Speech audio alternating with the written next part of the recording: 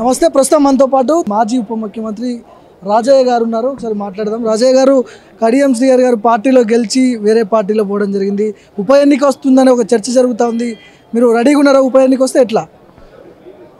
ఒక ఉప ఎన్నికే కాదు, మొదటి నుండి ప్రజల్లో ఉన్న వాళ్ళం, ప్రజల కష్ట సుఖాల్లో పాల్పంచుకున్న వాళ్ళం.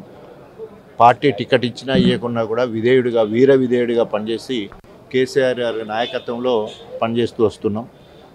కడియం శ్రీహరి అనేవాడు 73 ఏళ్ళు, 74 సంవత్సరాల వయసు. ఆయన టీడీపీ పార్టీలో, ప్రభుత్వంలో అనేక పదవులు అనుభవించి అక్కడ చంద్రబాబు నాయుడు మోసం చేసి కేసీఆర్ దగ్గరికి వచ్చి ఇక్కడ ఉప ముఖ్యమంత్రి అయ్యి, ఎంపీ అయి, 2 సార్లు ఎమ్మెల్సీ అయి, మళ్ళీ ఎమ్మెల్యే అయి, బిడ్డకు ఎంపీ టికెట్ వచ్చిన తర్వాత మరి పార్టీ వదిలిపెట్టిపోవడాన్ని ఏమంటారు? అందుకనే నమ్మించి మోసం చేయడం జరిగింది. సో అలాంటి వ్యక్తిని ప్రజలందరూ కూడా ఇప్పటికే చీకొట్టారు. నియోజకవర్గంలో ముఖం చెల్లదు. ఎందుకోసం అంటే ఒక పార్టీలో గెలిపించిన వాళ్ళందరూ అవపడుతుంటారు. ఇవాళ గన్పూర్ నియోజకవర్గంలో బీఆర్ఎస్ చాలా గట్టిగా ఉండడం వల్లనే ఆయనకు టికెట్ ఇవ్వడం వల్ల కేసీఆర్ నాయకత్వంలో ఆయన గెలిపించడం జరిగింది. అవిభక్త వరంగల్ జిల్లాలో ఒక స్టేషన్ గన్పూర్ ఆయన జనగాం గెలవడానికి కారణం ఆ క్యాడర్ మొత్తం ఏమో గన్పూర్లో పనిచేసింది. నేను ఇన్ఛార్జ్గా జనగాంలో పనిచేసిన కాబట్టి 2 నియోజకవర్గాల్లో గెలిచినంటే పార్టీ అంత గొప్పగా ఉన్నది. తప్పకుండా రేపు బై ఎలక్షన్లు ఎప్పుడు వచ్చినా కూడా తప్పకుండా బీఆర్ఎస్ పార్టీ అక్కడ గెలుస్తుంది. అభ్యర్థిగా మీరే ఉండబోతున్నారో? ఒకవేళ బై ఎలక్షన్ వస్తే రాజయ్య గారు బీఆర్ఎస్ అభ్యర్థి అక్కడ? అది అధిష్టానం నిర్ణయిస్తుంది. అధిష్టానం గతంలో ఎవరిని నిర్ణయించి వారి కోసం చేయమంటారు అట్లా చేసినాం. సో తప్పకుండా అధిష్టానం ఏ నిర్ణయం తీసుకుంటే నేను కట్టుబడి ఉంటాను. పార్టీ ముఖ్య నాయకులు కేశవరావు కావచ్చు, పోచారం శ్రీనివాస్ రెడ్డి కావచ్చు, ఇలాంటి నాయకులందరూ కూడా కాంగ్రెస్ పార్టీలో చేరారు. సో ఎట్లా ముందుకు పోతారు మీరు? వారు చరిత్రహీనులు అయిపోయింది. అందుకనే హాల్ ఆఫ్ షేమ్ అని ఒక ఆర్టికల్ వచ్చింది ఈ మధ్యలో. అంటే తెలంగాణ ఉద్యమంలో కానీ, తెలంగాణ రాష్ట్రంలో కానీ అసహించుకున్న 3 వ్యక్తులలో మొదటి వ్యక్తి కడియం శ్రీహరి, రెండో వ్యక్తి మీరు అన్న కేశవరావు గారు, మూడో వ్యక్తి పోచారు. వీరు అన్ని పార్టీలను వాడుకొని ఆ పార్టీలో అన్ని పదవులను అనుభవిస్తూనే మళ్ళీ అవకాశవాదంగా ఇంకో పార్టీకి పోవడాన్ని ప్రజలు జీర్ణించుకోలేకపోతున్నారు. అందుకనే వాళ్ళు హాల్ ఆఫ్ షేమ్లో వాళ్ళ 3 పేర్లు చరిత్రలో మిగిలిపోతూ ఉన్నాయి. తర్వాత నమ్మక ద్రోహం చేయడం, ఒక పార్టీని వదిలిపెట్టినప్పుడు ఏదైనా ఒక అభియోగం చేసి పోతే ఒక అర్థం ఉంది. అట్లాంటిది ఏం లేదు. ఓన్లీ వాళ్ళ వ్యక్తిగత ప్రయోజనాల కోసము మాత్రమే వాళ్ళు పార్టీ మారడం జరిగింది. ఏదేమైనా కూడా ప్రజలు సరైన సమయంలో సరైన నిర్ణయం తీసుకుంటే బుద్ధి చెప్తారు. సో మీ రోల్ ఎలా ఉండబోతుంది ఇప్పుడు బీఆర్ఎస్ పార్టీలో?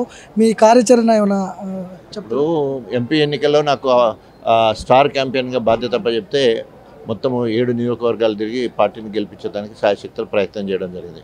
వాదాన్ని తీసుకుపోగలిగినాం, మాదిగా ఉనికి గురించి మాట్లాడగలిగినాం. అనేక రకాలుగా అస్తిత్వం కోసము తెలంగాణ అస్తిత్వం ఒక పక్క, మాదిగా అస్తిత్వం ఒక పక్క. ఎందుకంటే కాంగ్రెస్ పార్టీ మొత్తం ఎంపీ ఎన్నికల్లో ఓటు మొత్తం సీట్లు మొత్తం కూడా 2 మాలలకు, ఒక బైండ్లకు మాత్రం ఇవ్వడం జరిగింది. మాదిగలకు ఇవ్వలేదు. అది గొప్పగా చెప్పగలిగినాం. తెలంగాణ కోసము రేపు ఢిల్లీలో మాట్లాడాలంటే ఓన్లీ బీఆర్ఎస్ మాత్రమే మాట్లాడుతుంది, కాంగ్రెస్ వాళ్ళు మాట్లాడరు, అట్లాగే బీజేపీ వాళ్ళు మాట్లాడరు. సో కాబట్టి బీఆర్ఎస్ పార్టీ తప్పకుండా తెలంగాణ అస్తిత్వం కోసం కేంద్రం కానీ రాష్ట్రంలో కానీ కొట్లాడింది. లేదా తెలంగాణ అభివృద్ధి చేసింది పార్టీ బీఆర్ఎస్ పార్టీ. తప్పకుండా రేపు రాబోయే రోజులలో బీఆర్ఎస్ మళ్ళీ వెలుగులోకి రాబోతుంది. 15 ఆగస్టు కల్లా రుణమాఫీ చేస్తామని చెప్పిండు ముఖ్యమంత్రి. కానీ ఈరోజు 15 ఆగస్టు రుణమాఫీ పూర్తి స్థాయిలో అమలైందని అనుకుంటారా మీరు? ఎట్లా?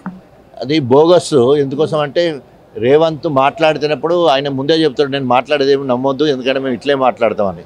సో ఈరోజు ఆయన మాట ఒక్కడి కూడా నెరవేరలేదు. ఎందుకంటే రైతు భరోసా బంద్ చేసి రైతు రుణమాఫీ అని చెప్పేసి అక్కడో ఇక్కడో కొందరికి ఇవ్వడం జరిగింది.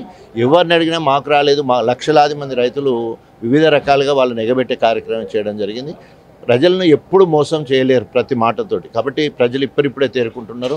అసలు తులం బంగారం ఇస్తానన్నా అసలుకు కళ్యాణ లక్ష్మి గతి లేని పరిస్థితి కనబడుతుంది. మహిళలకు 2500 ఇస్తున్నారు, అతి లేదు గతి లేదు. బోనస్ అన్నారు, ఏమీ లేదు. సో రైతు భరోసా ఇప్పటివరకు ఆగస్టు 15 ఇవ్వాలి, ఇప్పటివరకు రైతు భరోసా కింద ఇవ్వాల్సిన ఇవ్వలేదు. కరెంటు కోతలు విపరీతంగా ఉన్నాయి. ఇప్పటివరకు తెలంగాణ మొత్తంలో అన్ని చెర్లు నింపినాం మేము.